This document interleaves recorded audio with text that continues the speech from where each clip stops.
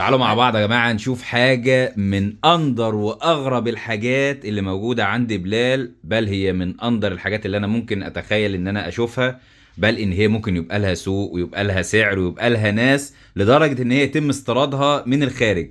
تعالوا نشوف مع بعض إيه الموجود هنا، حاجة محدش هيتوقعها. ورينا كده أول علبة كده يا بلال. بصوا يا جماعة اللي قدام حضراتكم ده نوع من أنواع الأبراص، اسمه ليوبارد جيكو. الطفرة دي اسمها دارك نايت. تمام، من اندر الطفرات جدا. هي طفرة لسه حديثة، ما بقالهاش 3-4 سنين، فعشان كده سعرها مرتفع جدا.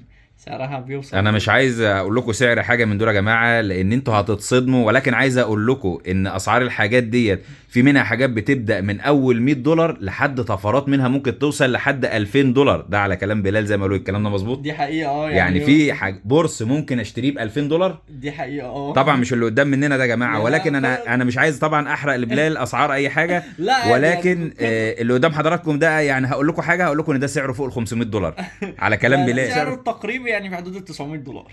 تخيلوا ان بس في بورصه يا جماعه سعره $900 وفي منه طفرات ممكن توصل لحد 1000 و2000 بورص ايا كان نوعه ايا كان. ده المفروض الطبيعي بتاعه ده ان هو بيتواجد في ايران اصلا، صح؟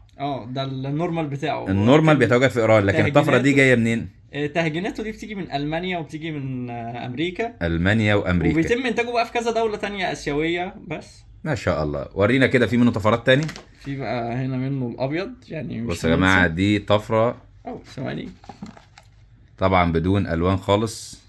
هي طبعا ما نقدرش نقول عليها البينو لان اي حاجه البينو بتبقى لا، عينيها لونها احمر. دي لوسيستيك. تمام، لأن تمام. العين بتاعها أنا هحاول أثبته لك بس هو بيجري.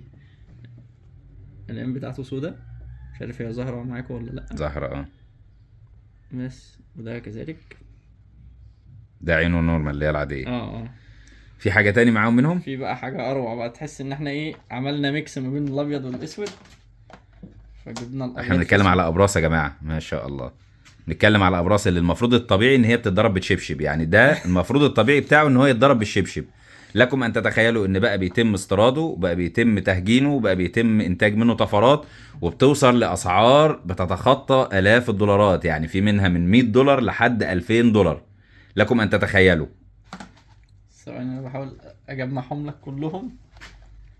ممكن نجمعهم في بوكس والله واحد. انا النهارده شفت حاجات غريبه عندك يا بلال، يعني حبيبي يا استاذ احمد، اول مره اشوفها على الطبيعه والله. طبعا هم مش راضيين يثبتوا وبيجروا. مش مهم بقى، احنا كفايه علينا كده، احنا كفايه علينا كده. احنا النهارده شفنا تعابين وشفنا ابراس وشفنا سحالي وشفنا حاجات يعني غريبه جدا.